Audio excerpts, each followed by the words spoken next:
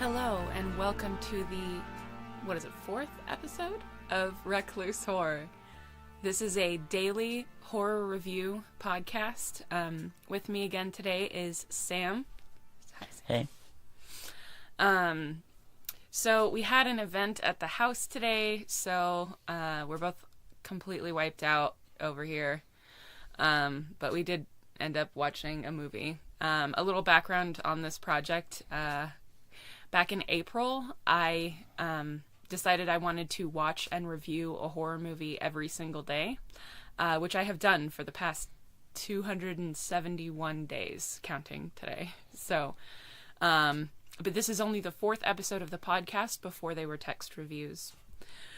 Sam, how are you doing today? Oh, I'm doing good. I'm tired. Sleepy. Okay. So today we watched one, I had never heard of it before, and there's probably good reason for that.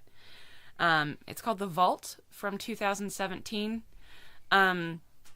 Just as a heads up, I'm not going to spoil this one, but basically it's one of those movies where knowing the genre sort of inherently ruins a little bit of the surprise. So yeah, the fact that we're talking about it, at all, is a spoiler. So if you're not interested in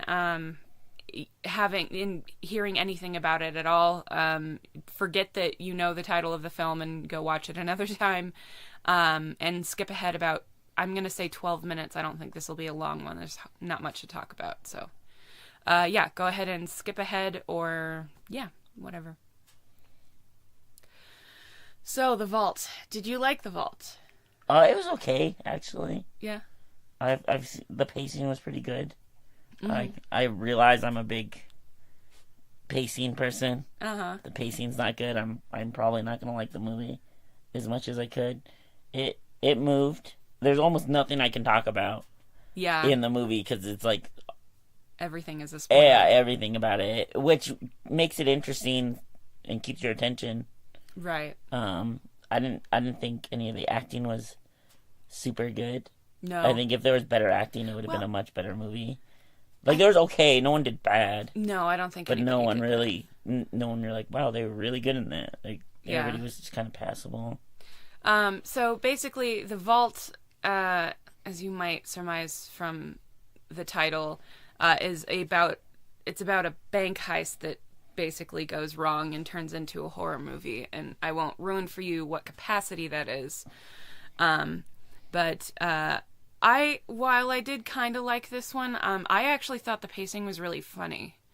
A lot of stuff would happen, and they would imply something's about to happen, and then they would cut away, and then, like, it would take them 15 minutes to get back to showing, yes, indeed, the thing that you think happened, that they set up, did really happen. It wasn't like a false, like, go away and suddenly, everything is fine, or just different than it was before.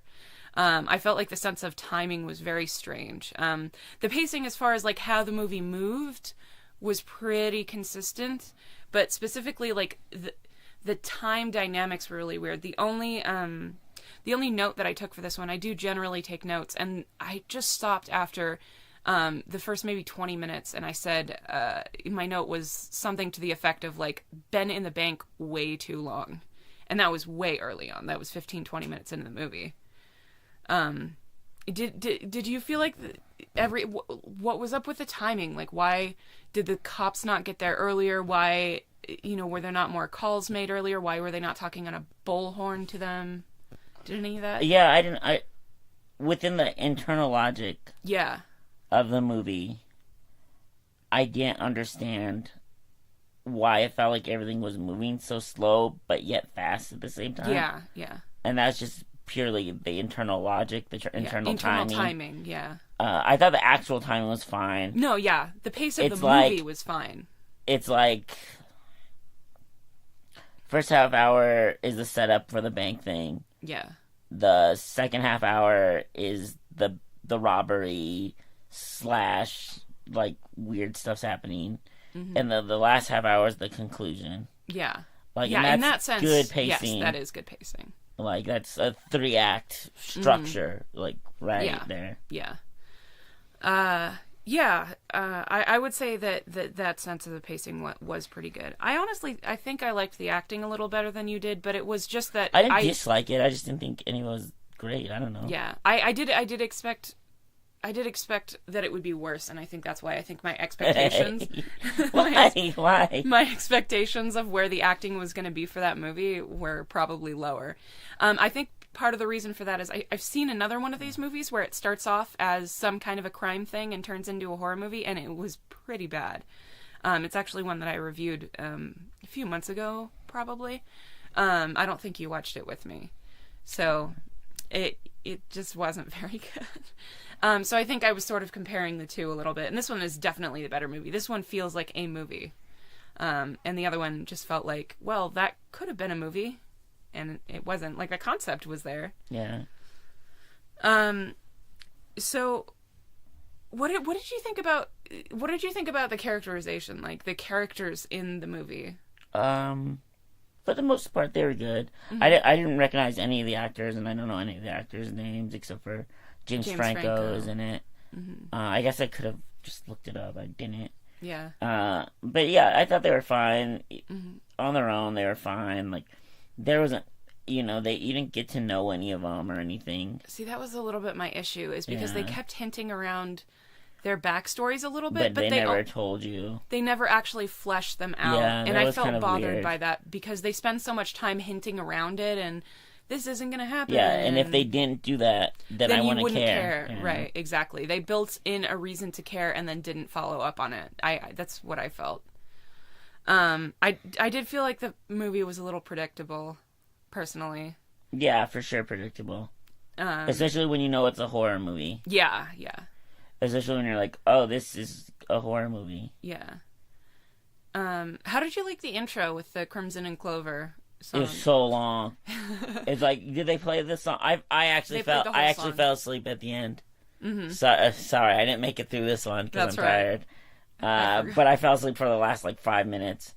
But as far as I know, they just played Crimson and Clover in its entirety. In the beginning. Yeah, for the credits scene. Mm-hmm. Yeah. And for no reason, they just play the whole song with the credits. Yeah. And, that's stupid. Yeah. And, just waste time. They play it at the end as well, but they only play it for, a couple of lines, and then I think they cut and go to credits. And then I think there's a different song, but I can't remember for sure. I don't know. I'm so tired, so I was just like, yay, the movie's over. It's been a long day. Yeah. But yeah, no, I actually liked the opening sequence. I was tired, but I was really trying to focus, and the imagery was really interesting. Like the visuals that they put up, I thought were kind of neat.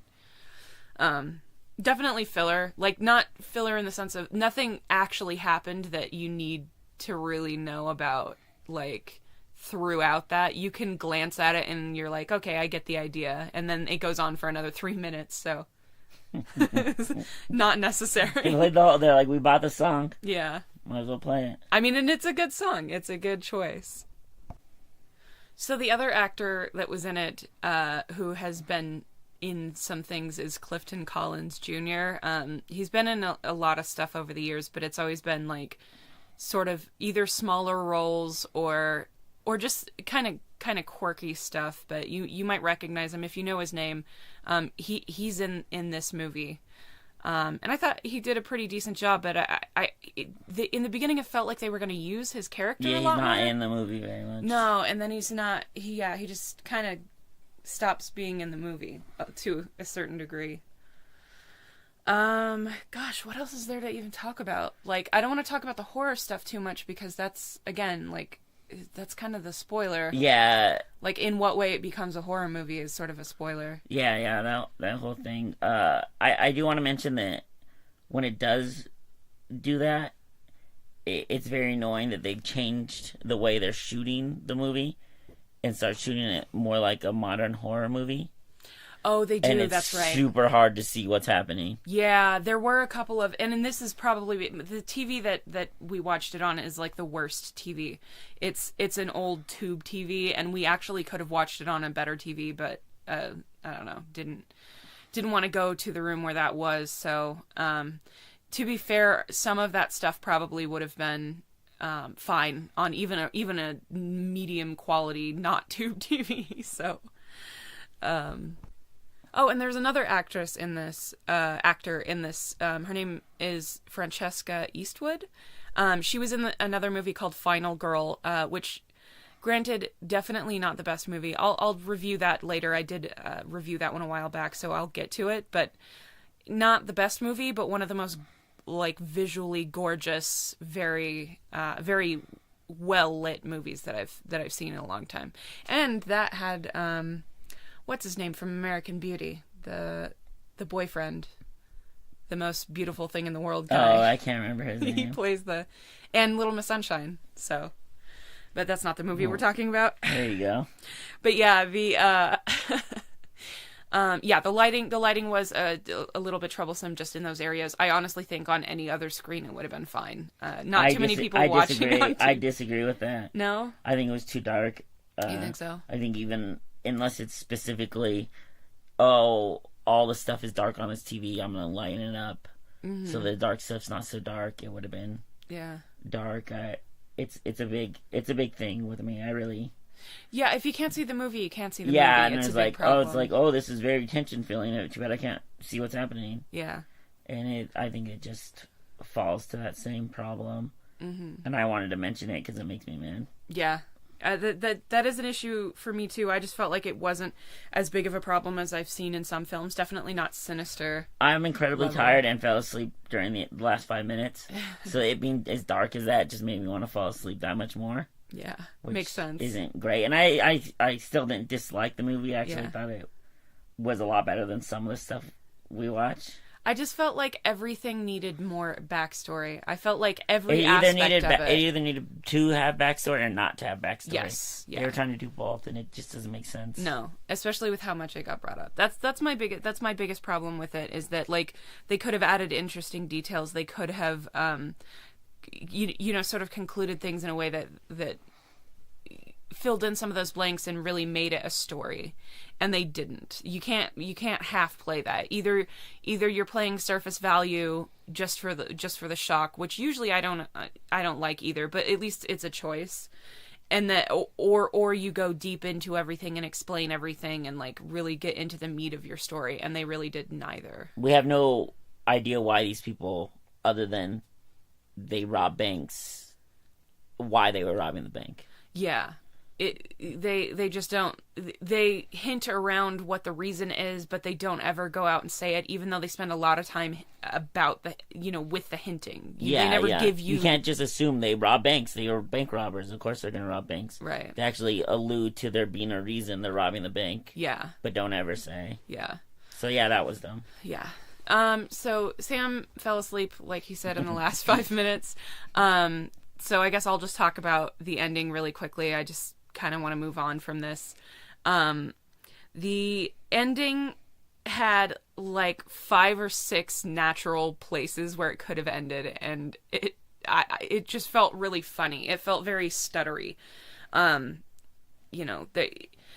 I don't mind places that they're movies that have a bunch of natural endings necessarily, but the one that they chose, the one that they landed on, is not really like, it's like, wait a minute, that doesn't make any sense. Why is this happening? Like, I don't know. It just wasn't a very good ending. It was a fine ending, actually. It's a lot better than some of the horror movies that I've seen in the last, several months, but, not the greatest ending. Like I said, felt a little stuttery, and nothing quite gets explained, and that's what I expected to happen. The only thing that does get explained is the thing that becomes really obvious by the end of the first 10 minutes. The other thing I wanted to mention earlier, but I got off track, was the horror movie does not kick in the first... there's a little hint of it before that, like literally it's just dialogue. Somebody mentions something. But the horror movie proper does not start until 33 and a half minutes in, like when you get your first taste of like, oh, this is going to be a horror movie. And then it doesn't actually start until 40 minutes into the movie, which is fine, but they weren't going to trick anybody. I felt like just because of the way they set up the very, very beginning of it, I felt like they weren't going to trick anybody into thinking that it wasn't really... Like it wasn't going to happen. Yeah, that it wasn't going to happen. So, I don't know. Did you have anything else that you wanted to say about this movie? No. Yeah. Okay, so I guess that's probably it. It's not bad. If you like James Franco, if you like crime dramas, you might enjoy it. I don't know of a particular type of horror fan that would really be into it. I think everybody that I know who's like really into horror movies would just be like, yeah, it was okay. Yeah, it's not a big, like, I couldn't... It doesn't have a hook. Yeah, I couldn't see it recommending it to anybody because I also thought it was just okay, like... Right. Like, it was a decent watch if you just want a decent watch or whatever. Yeah. Like, an okay watch. Mm-hmm. Watch it, but it's not, like, anything for any reason that you have to see it. Yeah. If you want to trick somebody and be like, oh, I want to watch a crime drama, you could, like, put it on and then it turns into a horror movie. Yeah. Like, it's, like, good for that. That's true. In that situation that would true. Never come up for any reason. I don't know. I kind of have a plan to do that with you, actually, but it's not a horror movie thing. I'll know now. I'll know now. No, you won't, because you don't even know what movie it is. I do. Okay, so that was The Vault from 2017. So the next movie that we're going to talk about is All Cheerleaders Die from 2013. Just by way of explanation, in each of these episodes, I review one new movie, and I'm going to go over two movies that I reviewed in text, since I assume a bunch of podcast listeners don't really have any interest in reading 260 some odd text reviews. So, at least until I run out. When I run out, I'll just do the one movie. Sam saw All Cheerleaders Die as well. What did you think about it? I liked All Cheerleaders Die. I thought it was so awesome. This was actually the first one, like my actual sentence here that I wrote was, okay, so now I remembered why I wanted to do the horror movie per day thing in the first place. It's sort of a send up of the genre in a few ways, but it's much more updated, in a few ways. Basically, All Cheerleaders Die starts with a girl who decides to infiltrate her high school cheerleading squad after an unexpected vacancy on the team in what appears to be a vague sort of revenge plot. At first, it feels like every other movie that's going to be in this genre, but it goes completely off the rails. What did you think about the movie? Just broad strokes. I like the movie. It's like one of those weird movies that kind of doesn't fit too many stereotypes, I guess, but at the same time fits like a ton of them. Yeah. Like, it has an interesting, weird feel, like, unlike most horror movies. Yeah. But at the same time, like, a ton of horror movie stuff happens in it. It's true. It's kind of like Jennifer's Body. Oh, you stole mine. Yeah. I literally put that in my review. I had another movie that was like that too, and I can't remember, but it just kind of has like that. Like maybe Jawbreaker or something? Yeah, maybe Jawbreaker. Just like that teen girl / horror movie feel, but not like teen girl in trouble horror movie feel. Yeah. It's definitely the movie is not completely original. It plays on a lot of the same tropes, but it definitely has its own take on a lot of those, and a lot of the tropes have been sort of updated for a real, actual modern feel. It's very much a high school horror movie, which I never used to like, but I feel like in reflection over the years, like, I feel like they've become better because people are aware of what they're doing. I've actually seen a few that, like, maybe they have bad ratings, but I think the audience didn't get what was going for it. I don't remember what the ratings were for All Cheerleaders Die across, like Rotten Tomatoes and stuff, but it's self-aware, and it's really, it's one of those grinning mad, like, super super into itself horror movies. Like, it gets the joke, but it's like, don't just watch, just be along for the ride. There's a ton of plot holes, but it sort of just blows through them. Yeah, it doesn't take itself too seriously. No, yeah.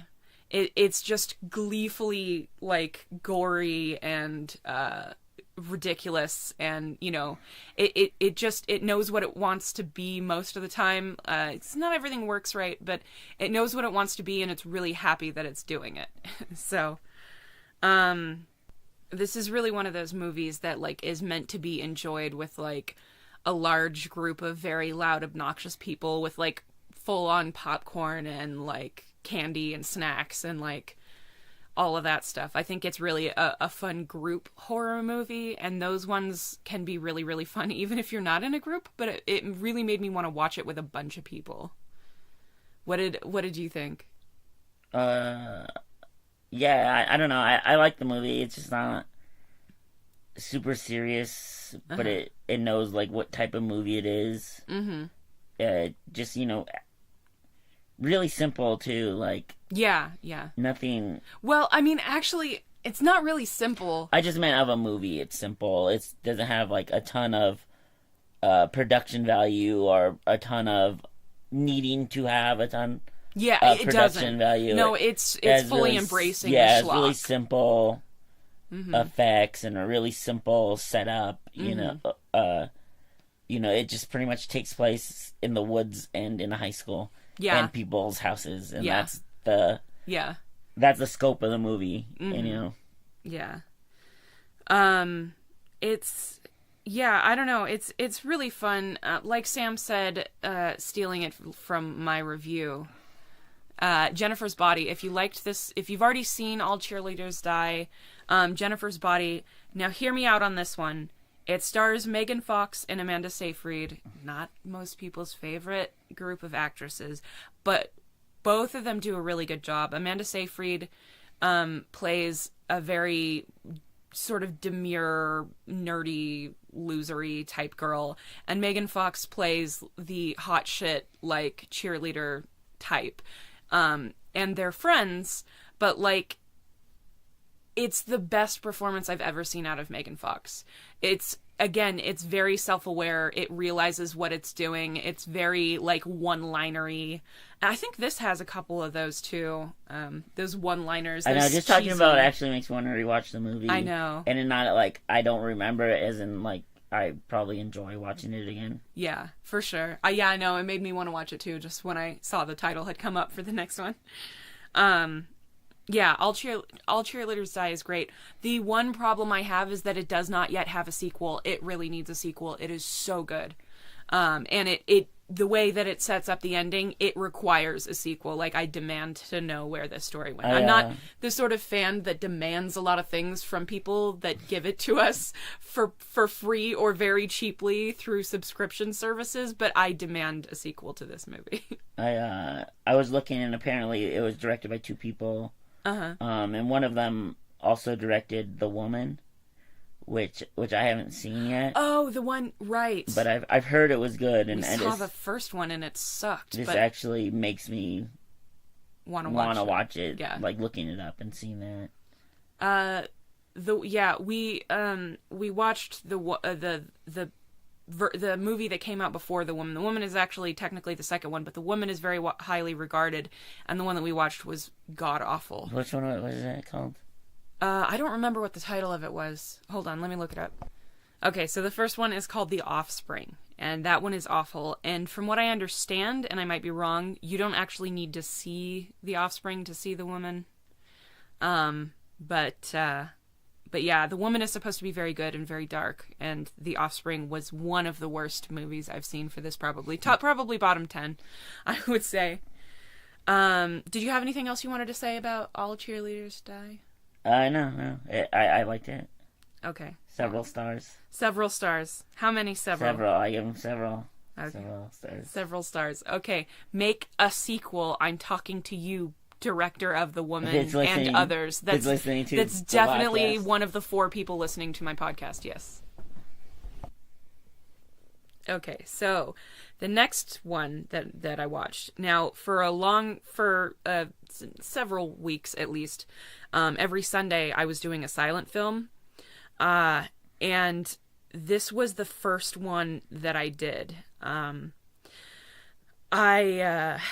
Unfortunately, it's very hard to get a hold of copies of certain silent horror films. There's a finite number of them because the silent film industry was not around very long before. And it took a long time to make movies. A very long time to make movies at the time. It was very time consuming. It was very hard. So 20, 30 years is all you had. And many of those films are lost, sadly. And not horror movies. Yeah, and most are not horror movies. Many of the horror movies and others are lost. I understand that a lot of people can barely stand to watch black and white movies. I think that's incredibly stupid. I have been looking for a reason to start watching silent films for a long time, and this was really I had seen several. I'd seen, Nosferatu. I had seen The Vampires and a few others. I don't know. I had seen plenty of silent films, but this gave me a real reason to, I'm going to watch one every day. Unfortunately, the first one that I chose was not actually a horror movie, which I didn't know because it's marketed as a horror movie, and it does have an argument for why people would have called it a horror movie at the time, but it's not. Fortunately, it is actually the one of the best movies I've seen for this entire project. I loved it. It's called The Man Who Laughs from 1928. It stars Conrad Veidt, who is probably hands down my very favorite silent film actor. Conrad Veidt, you probably know him better as Cesare from the Cabinet of Dr. Caligari, or Caligari is how most people pronounce it.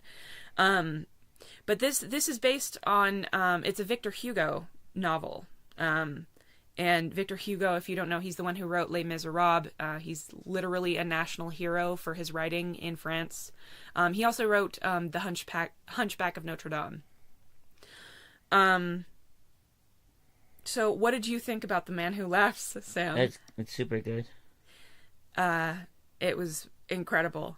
Conrad Veidt, I guess I'll just talk about him. He was a German actor who, during the rise of the Nazis, married a Jewish woman and fled to England, and later also had a career in Hollywood, all of which were very successful. You probably would recognize him from Casablanca, as well as, like I said, Cesare in the Cabinet of Dr. Caligari. Despite his death from a heart attack at the age of 50, he starred in over 100 movies before he died. Sadly, eventually he went, after the war, he went back to Germany. He was very, very self-conscious of his accent. He had a German accent. So while he did make the transition into talkies, he was in, as Casablanca, he was in movies that had talking in them. He was very self-conscious, and eventually he went back to Germany. Of course, the Nazis were gone by that point, so he's fine. That's a really another interesting part about watching movies from by interesting I mean uncomfortable part about watching silent films is the Germans were very big in the silent film era, and a lot of the people that you see in some of those classic films were probably Nazis. Luckily, Conrad Veidt was not among them. So they were either Nazis or people who immediately had to flee Nazi Germany and stuff like that. Yeah. Many of them, even ones that weren't actual Nazis, were often in propaganda films, because if you were not a big enough German actor to get out of Germany at the time, if you didn't have somebody saying, hey, come over to us in Britain, come over to us in Hollywood, we'll find you, work, then you either starve or you act in propaganda films. So it's some were legitimately Nazis, and some were kind of in a shitty situation, like people who have to work at Walmart are now. You have to pay the bills even if you don't like the company and they're mistreating you. So anyway, why don't we eventually talk about this movie? Huh, Samuel? It's super good. It's one of those movies that you hear the name of, and I can't believe it took me so long to watch it. Yeah. It was mostly because I had never had a copy of it or seen a copy around. Mm-hmm. But it's one of those things where people tell you to watch it, or you hear it's good. Yeah.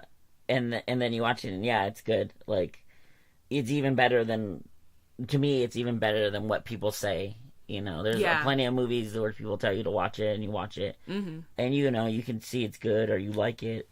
Yeah. But this is, like, to me, this one was like even better than than what people had told me. I don't know if you remember this from when we were watching it, but I was literally yelling at the screen because I just, like, not because it was like, you know, a horror movie sort of thing, more like it's compelling. For sure. Yeah, and every time something happened, it's just heart-wrenching. Yeah. So the Veidt's makeup in this movie was done by the same person who would go on to do Boris Karloff's makeup for his portrayal as Frankenstein's monster in the 1931 Frankenstein, probably the most famous one, at least. Yeah, and I was completely unaware this was not a horror movie when I watched it. The movie is about a man named Gwynplaine, who is played by Conrad Veidt, who was intentionally disfigured as a child by a group of comprachicos due to his father, a lord, being an enemy of the despotic King James II. At the king's behest, his mouth was made to take the shape of a permanent grin, as though he were always laughing. Gwynplaine's father is killed by the king, and thus he is brought up among the common people. The whole film is a work of art.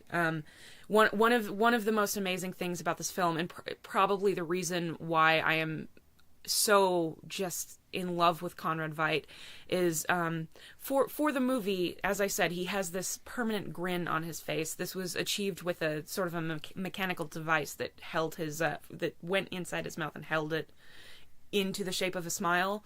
But no matter how much he was smiling, he made it so clear to the audience exactly what he was really feeling. There were no moments where I felt like, is he laughing? Is he crying? Is he panicked? Like, it's so clear, and it's so heart-wrenching because the people around him mostly are completely unaware that he is anything other than, you know, smiling and laughing.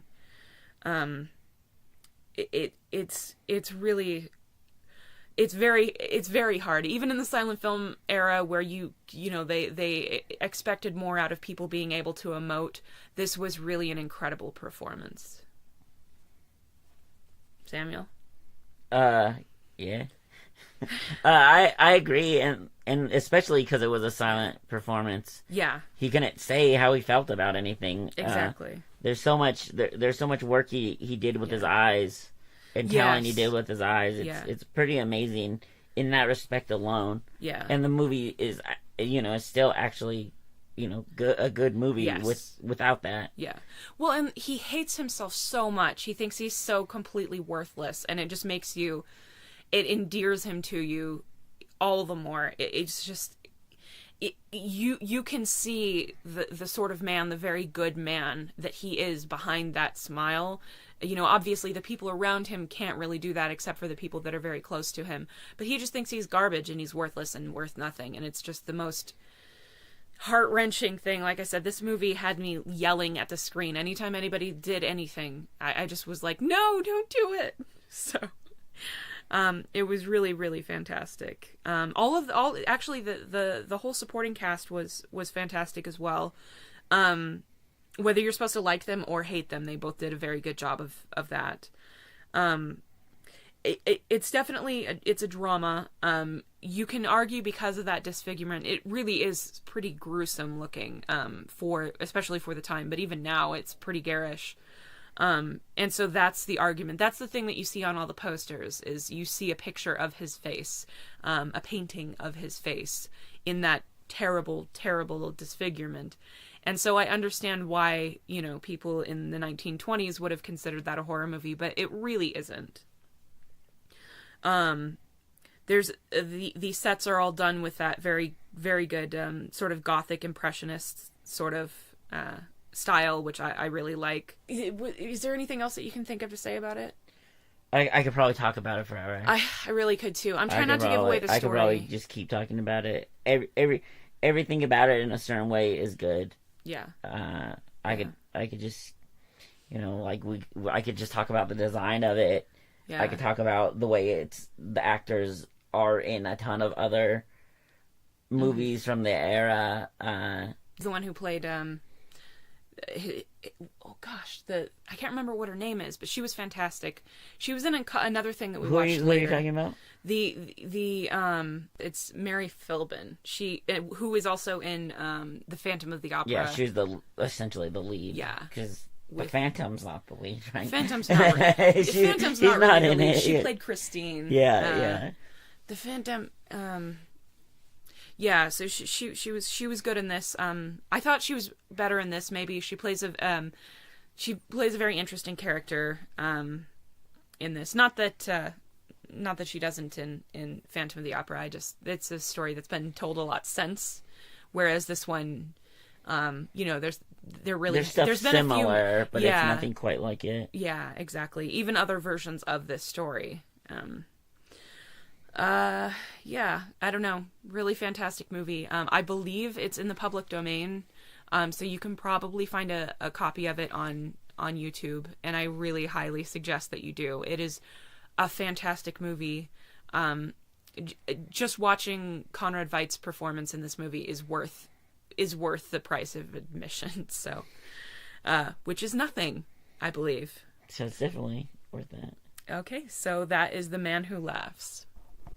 Okay, so when I found out that this movie, that The Man Who Laughs was not a horror movie, I decided to watch another movie just because it was my first silent film that I had reviewed, and I felt like it was almost cheating not to do it. So I found a 3-minute, 3-minute short horror film from, oh gosh, what is it, 1898, I think?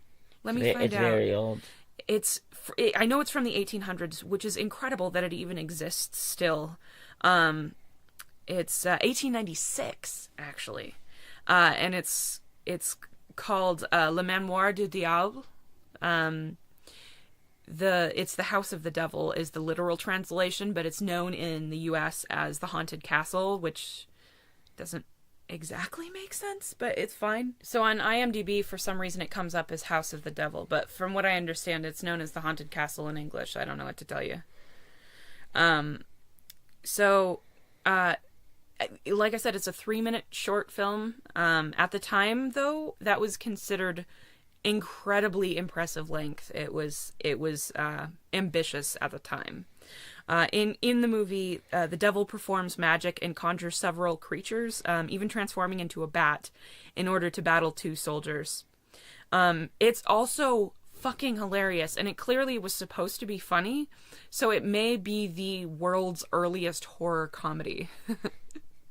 What did you think about Le Manoir du Diable? It's funny. It's just a short, funny skit type of thing. It reminds me of like a Mickey Mouse cartoon. It definitely has that sensibility. Yeah. It's interesting and neat.